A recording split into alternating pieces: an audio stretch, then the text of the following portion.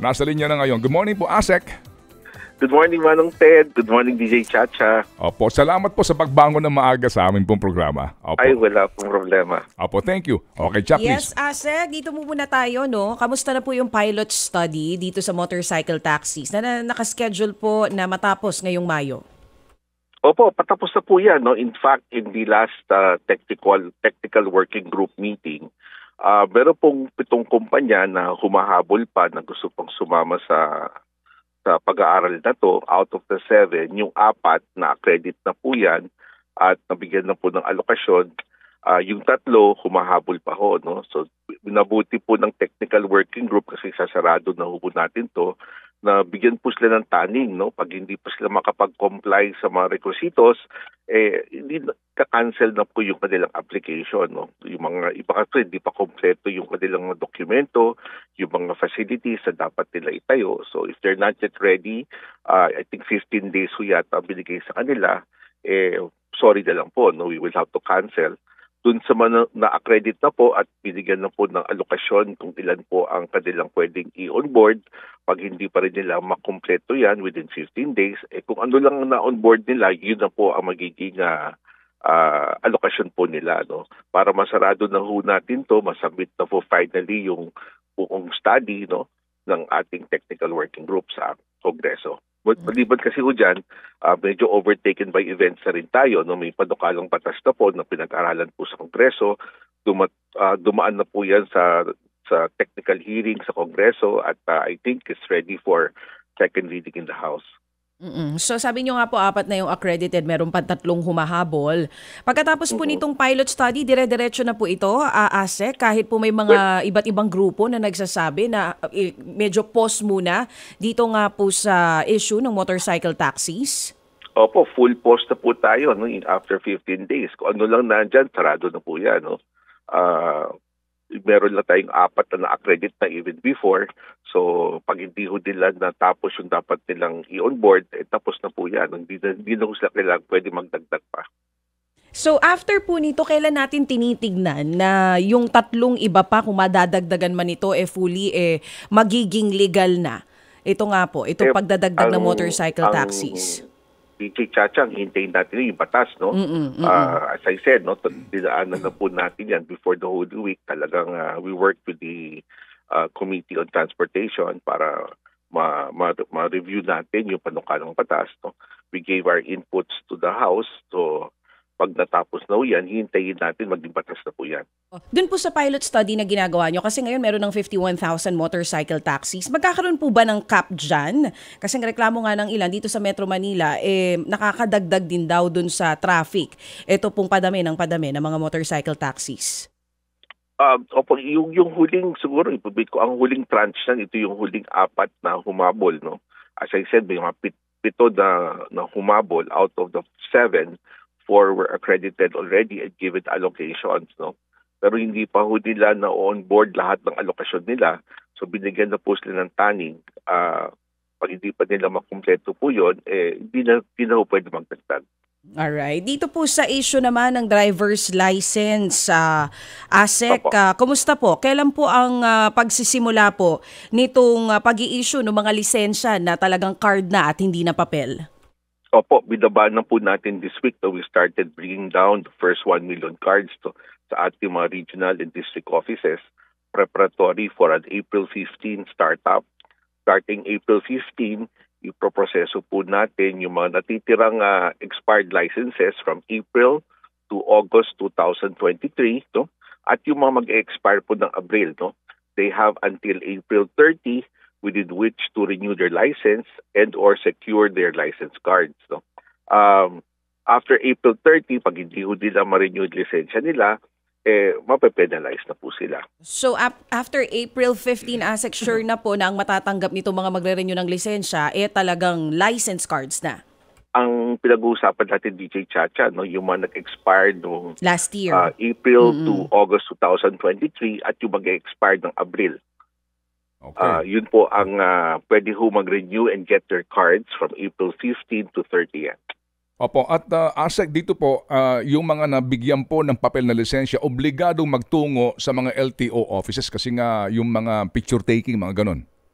yung meron na home paper license, tapos na po, Manong Ted, yung picture taking nila, no? Mm-mm. So, card na lang po. So, we are also rush ho natin yung mga passport style ho, yung courier service. So, those who do not have time to go to the district offices, pipili lang sila among the accredited courier services at hinahabol ho natin yung mga dati pang yung nakasanayan nila during the pandemic, no, na makaparticipate sana para if they want they can choose through a portal na ibibigay po natin, no, na they can opt to get their license via courier na po. So papadala ho namin sa kanila via courier. Opo. At yung pong mga nagpalit ng address, obligado magtungo sa LTO office. Opo, in fact, we're coming up with a memo, baka malabas today, Manong Ted, that we want everybody to update their information. Okay, opo, sige. So ito, bago po lamang itong, sorry po itong issue po itong issue ng Bugatti ASEC. Bugatti po. Nabasa ko itong inyong agreement with MMDA para doon sa inyong version ng apprehension para sa mga no contact apprehension na sistema. Ano po? As we know, meron pong TRO dyan, yan po'y valid pa rin. And then sabi nga po ninyo, ito ho ay sa mandate ng LTO. Pero there must be a cut-off date kasi prospective ho ba ito? Kasi hindi ka pwede, di ba? Legally, you cannot... Kailan po ang simula nito? You're right, Ted. No? This is perspective. Iba to sa pinag-uusapan sa Korte Suprema. Nagsimula ho to 2 days ago dito ho sa EDSA Busway. Soft start pa lang ho. Wala pa ho kaming sinisita. Warning lang po yan. No? Pero ang full implementation po, this is no different, Manong Ted, dito sa mga road rage incidents, nakukunan natin via video, tapos pinapadala po sa LTO. And then in the process, ini-issuean namin ng show cause orders, no? Yung may-ari ng sasakyan and eventually the driver. No? So we're just stretching this concept to use the cameras of MMDA para maging mas epektibo yung ating enforcement on the ground. Opo, but there must be an official issuance, a memorandum para to formalize everything. Para nga po kanin yung prospective, di mo pwedeng i-penalize ang isang tao retroactively. So dito po sa inyong agreement na ito with MMDA para po sa simula ng pagbibigay ng show cause order ng LTO sa mga violators po sa busway sa EDSA, kailan po officially simulan ito? We will be meeting MMDA today, Manong Ted, no, to tama po kayo, no, to have the official date of start up. So, pero pa kaming konting mga technical matters that we have to thresh out, yung access to the cameras and all that. No? Pero ang aking tansya ho yan, April 15. Okay, para lang ho kasi lahat ay legal, wala nang question ano ho. Tama po yan. Diba? Tama Kasi po yan, baka pati kayo ma-TRO. Salamat sa paalala ng Ted. Thank you very much. Sige po. Ito po, sa huli po nating pag-uusap po March 11, sinabi ninyo na binigyan ninyo ng taning ang inyong mga investigador na tapusin po ang investigasyon tungkol sa mga nangyaring pagpaparehistro ng mga smuggled Bugatti Chiron sa LTO. Natapos na po ang investigasyon? Tapos na po ang investigasyon. There were 2 parallel investigations being conducted. One before the National Capital Region kung saan nangyari yung incident ng pagpaparehistro, at second po dito sa Central Office, no, independent investigation. So we had to harmonize the 2 investigations. No? Marami pang katanungan. No? Nabasa ko ba nung Ted yung mga reports, more questions. There are still questions that need to be answered. No? But as far as initial findings are concerned, malinaw daw sa akin yung mga liabilities of the persons involved. May mga nabanggit ho kayo na may mga ibang pangalan na lumabas sa investigasyon. Natukoy na ho ba ang mga naging papel ng mga taong ito sa pagpaparehistro ng Bugatti? Opo. Malinaw na po yung mga participation ng bawat isa. Kaya malinaw na po sa akin yung liabilities ng bawat isa. Sir, doon po sa hawak kong progress report, 3 ho ang sinuspinde at may kasong administratibo. Ano ho ang development dito kumbaga sa inyong binabanggit? We'll be coming out kasi dinarmonize nga natin yung dalawang reports. No? Medyo merong mga variations on the amount of the penalties involved na lang, Manong Ted. No? But as to the liabilities, medyo consistent naman ho sila. So, yung dati kasi preventive suspension lang po yan eh. So now we would implement the final penalties. So yung pong 3 na taga LTO NCR is preventively suspended pa lamang, wala pa ho talagang kaso? O kasi, may kaso na po yan. Pending the case, pending po yung investigasyon ng kaso, binabuti po ng NCR Director na isuspend muna. Okay. Sige po. So, inyo na ho bang nalaman kung ang parehong certificates of payment ay na-transmit electronically o yung pong isa ay manually? Per report po, electronically po eh. Pareho? Opo. So, hindi totoo na yung isa manually po na ibinigay sa LTO. Pareho po itransmit electronically? Meron pong manually, pinadiretso manually, no? Pero as per report given to me, electronically po rin. Opo. So, parehong electronically, hindi yan naman po lulusot sa LTO kung hindi official na electronic transmittal ang ginawa from the Bureau of Customs side. Correct, sir. Opo. So kung ganun po, sir, identified na po ba kung sino sa taga Bureau of Customs ang nag-transmit nito? Hindi umabot yung investigation on the customs side, Manong Ted. It was limited to the Land Transportation Office side. On the part of LTO, na-cross-check niyo ho ba yung pong authenticity talaga nito pong certificate of payments na ito ng dalawang Chiron Bugatti na i-transmit electronically? Hindi na-highlight sa reports po yan, Manong Ted, because the basis of the liability centered on other documents, hindi ho the centered on the certificate of payment. Although it was mentioned, it was one of the flag ups that was raised, no? Pero yung talagang glaring source of negligence, ibang dokumento po ang ginamit po nila. Mamaya pupuntahan ko po yung binabanggit niyong negligence on the part of the LTO personnel. Pero ano ho ang sabi ng inyong counterpart sa Bureau of Customs doon sa validation po talaga ng certificate of payment? Meron ho bang usapin tungkol nga dito sa mga sinasabi po na discrepancy maging sa mga entries ng ginamit po diyan sa pagpaparehistro po ng dalawang Bugatti? As far as the LTO side, Manong Ted, wala ko kami nakitang discrepancies. But what do you call, yung mga other questions that were raised related to other government agencies, ito nga yung aming coordination with the NBI para mas lumawak pa yung investigation, because there were, as you said, Manong Ted, no, involved pang Bureau of Customs para mapalawak pa at masagot na lahat ng tanong na dapat mapasagot. Ano po sabi ng NBI? Kasi medyo higit na po ito, 2 buwan na po ito na iniimbestigahan. Opo. Hindi pa po kami, as far as this week is concerned, hindi po kami na-coordinate latest developments sa NBI. No, in fact, patapos lang namin itong administrative side on the part of LTO, the next part of us, is to complete the picture na po, no, para maintindihan namin at maiwasan namin ang pangyayari ito in the future. No? Meron to tayong mga systems change initially, but for us to really get complete picture, we will continue to coordinate with the NBI para malaman namin kung paano talaga ginawa dito, even on the side of the customs. Opo. So sir, kung ito po ay official, kumbaga, na electronic transmittal ng Bureau of Customs, as in, may kopya kayo ng anuman po mga code dyan bilang patunay na tinanggap ng tauhan ninyo yung electronic transmittal ng CPs dahil nga official nga ito na nanggagaling po sa Bureau of Customs. Right, Opo. That's right, Manong Ted. So, doon po sa puntong yun, wala pa ho kayong informasyon kung sino sa Customs ang nag-transmit nito? Wala po sa report na binigay sa akin, Manong Ted. As I said, it was centered principally on the LTO side.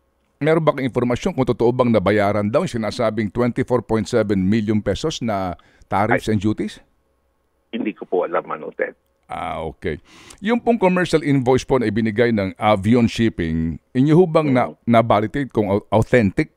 Magkaiba po kasi yung presyo nga po ng Bugatti na nakasulat sa commercial invoice, no, ng Avion kumpara po sa sales invoice na ibinigay ng Frebel. Opo. Yan nga po ang naging source of the documents, no, na nag-ugat ng kanilang liabilities, no. Kasi 1 million lang po ang nakalagay doon eh. Kaya nga, ito po din ang basis kung bakit po sinuspinde yung 3 tauhan ninyo, di po ba? No?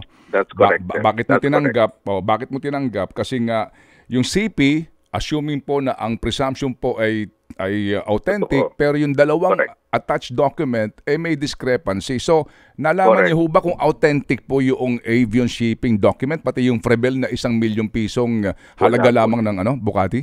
Hindi na ho nag-reply yung dalawang kumpanya po sa amin as far as that is concerned. Nagtagal nga ho kami dyan just to validate the authenticity of those two documents. Pero nonetheless, kasi nasabit yun as part of the registration documents, it should have flagged up queries. So, hindi basta ordinary transaction lang po to. So meaning po, sa usapin po ng Frebel, di ba sabi ho doon sa progress report, kayo po ay nagpalabas din ng show cause order sa kanila. Opo. So meron ba Opo. silang sagot dito? Sa amin po, wala akong pa sagot. Pero we suspended them already, Manong Ted, no, despite kasi wala pa ho sagot eh. We went to the place, nag-ocular inspection po kami doon sa designated office po nila at wala naman po kami nakita. Yung nga po, so ano po ang status ngayon ng Frebel bilang isa po sa mga naglalakad po ng mga rehistro ng mga imported vehicles dyan sa LTO? Suspended na po yan and in the process of cancellation and revocation na po yan. When will that happen kaya, Asek?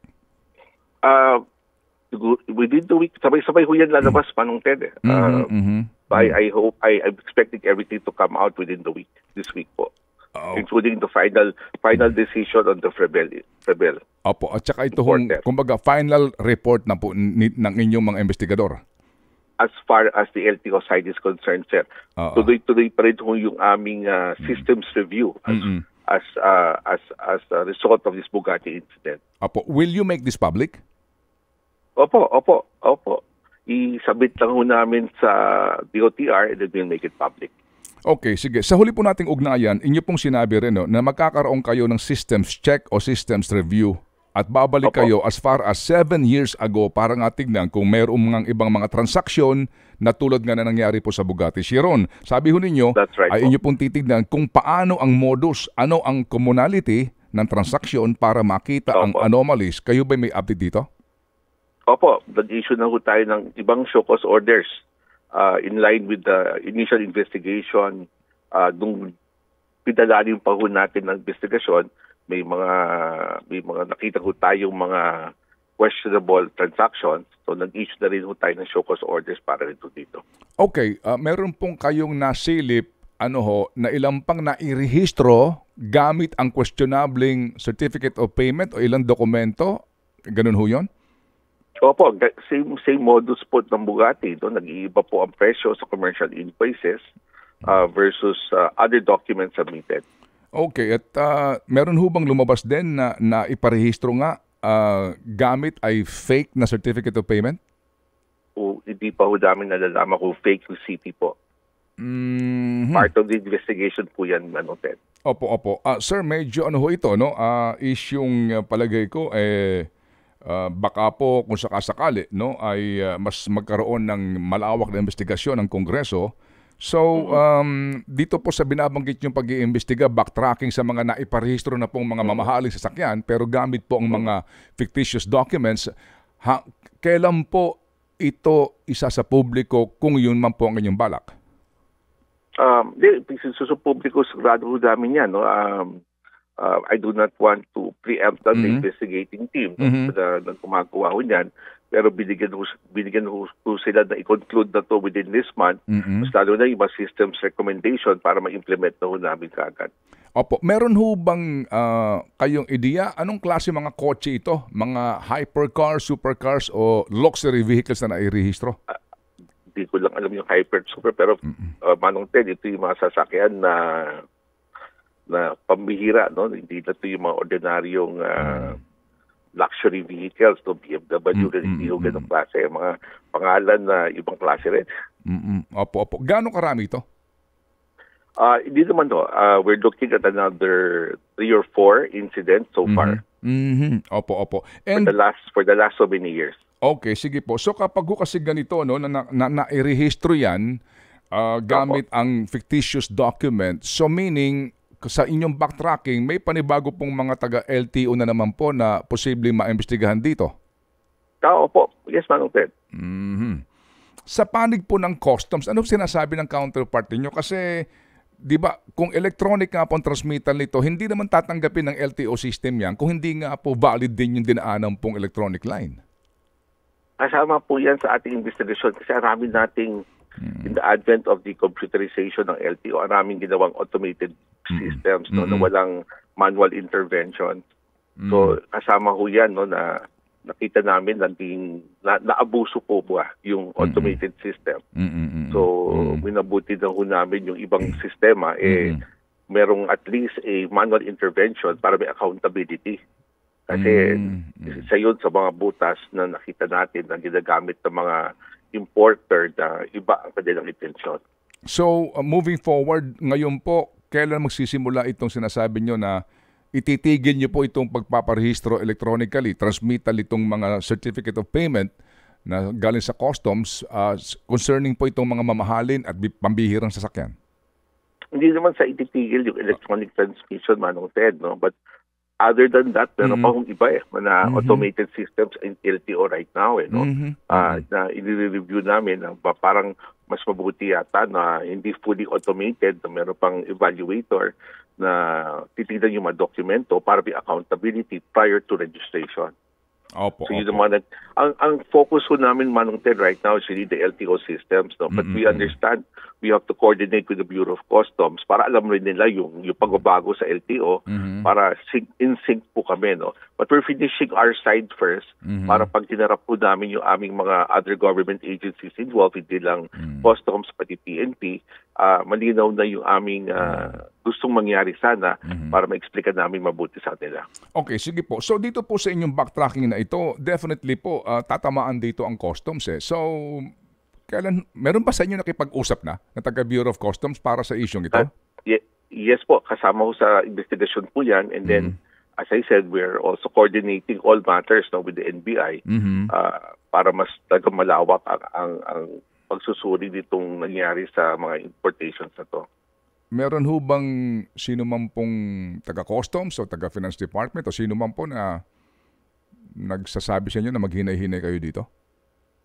Wala po. Wala akong nakikialam sa investigasyon. Ang utos ng ating sekretarya, let the chips fall wherever it may be. No?